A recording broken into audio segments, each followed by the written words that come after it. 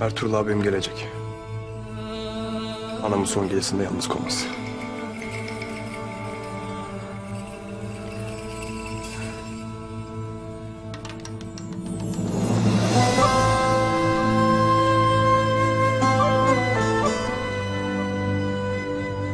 Selamünaleyküm. Aleykümselam.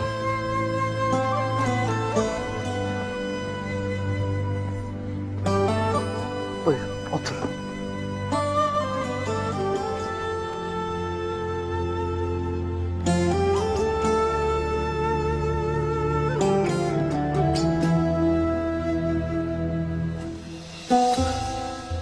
Bismillahirrahmanirrahim.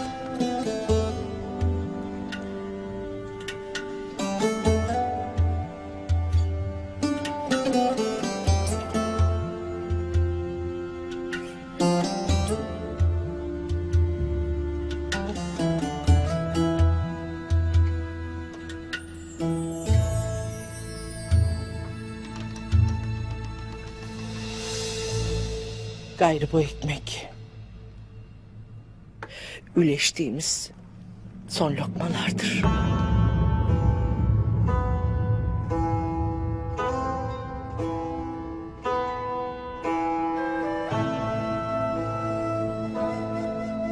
İstedim ki Süleyman Şah'ın otağında ömrü vefa edenlerle son bir defa bir arada olalım.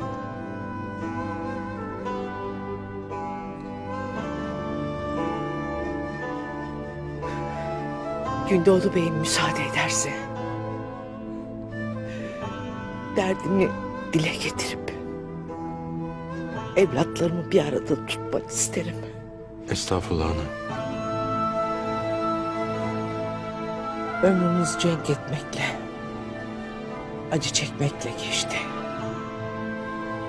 Lakin hiçbiri Sungur Tekin'in bana verdiği acı kadar yüreğimi dağlamadıydı. Şimdi iki evladım birden obamdan, otağımdan kopup gidecek.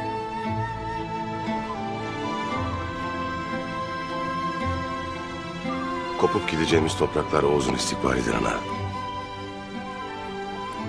Süleyman Şah'ın Görklü, ulu otağından vakti gelmiş bir tohum gibi kopup gideceğiz. Gök salacağımız en uzak menzillere kayının sancağını dikeceğiz. Ata topraklarından yola çıktığımız gün gibi. Menzilimiz her daim güneşin battığı topraklar olacak. İslam'ın ve Oğuz'un sancağını düşürmeyeceğiz ana. Babamın otağına kara günler göstermeyeceğiz. Bilesin ki bu yol sadece benim değil, kayıların kaderidir.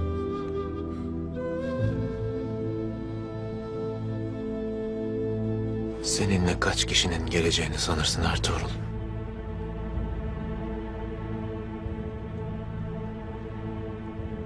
Kaç zavallının kanına gireceğini düşünmez misin hiç? Hele başında bu kadar bela varken...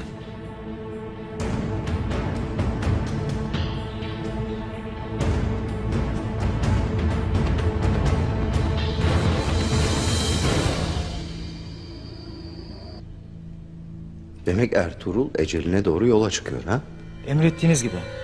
Adamlarım yolda, onları bekliyor olacak Emir Hazretleri.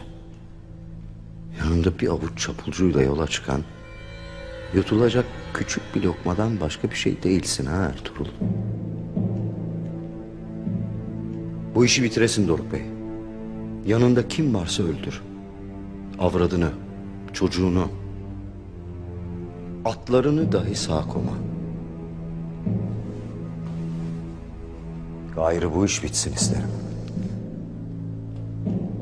Emredersiniz Emir Hazretleri. He. Cenge giderken yanına boğacı da al. Sana yardımı dokunur.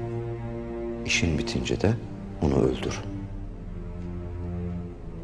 Saadettin köpek, kendine ihanet edenleri asla bağışlamaz.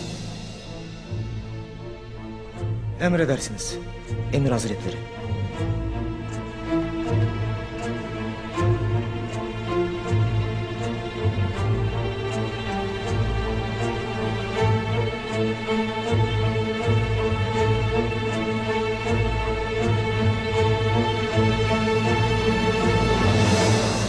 Gel ele etme Ertuğrul. Yol yakınken vazgeç.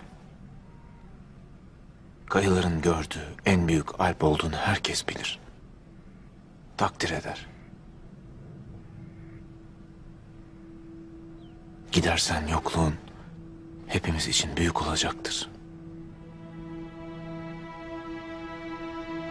Heba olup gideceksin Ertuğrul.